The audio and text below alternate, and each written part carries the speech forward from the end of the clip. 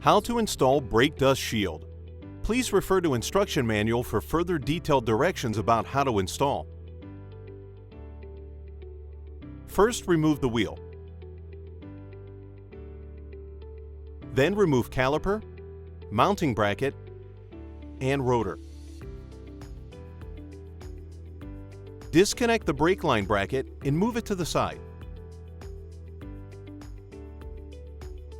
Remove bolts holding backing plate to the axle.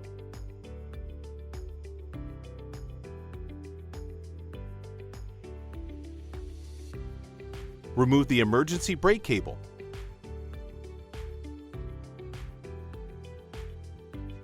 Remove backing plate. Cut away if necessary.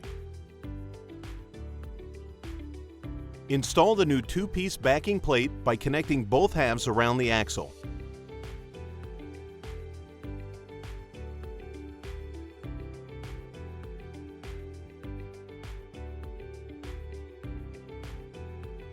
Finally, reinstall remove parts in reverse order to complete installation.